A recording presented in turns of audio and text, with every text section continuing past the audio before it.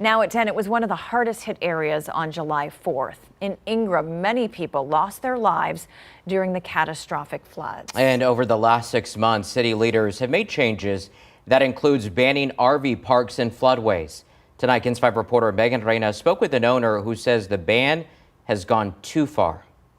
For 40 years, Riverside RV Park has sat off Old Ingram Loop, about 30 feet away from the Guadalupe River.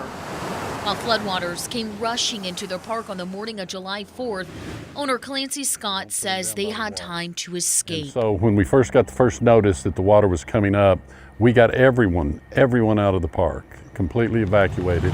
But that wasn't the case for HTR Texas Hill Country off Riverview Road.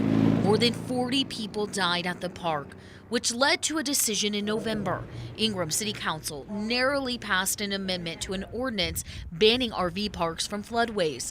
But Scott alleges the ban is an effort by the city to get him to sell the property. And last week, he filed an intent to sue. We survived the flood. We thought everything was great. And then here we get this notice from the city.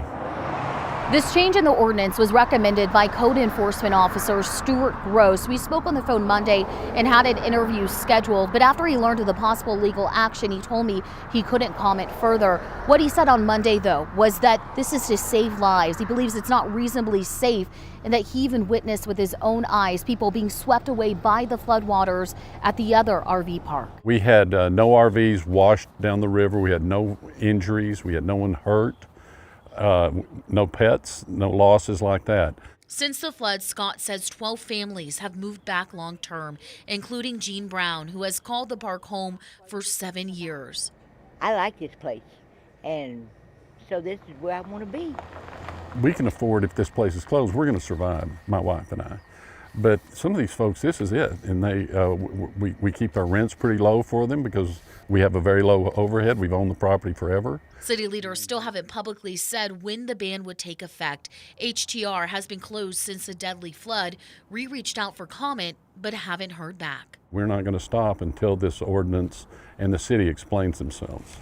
Reporting in Ingram, Megan Reyna, KENS 5.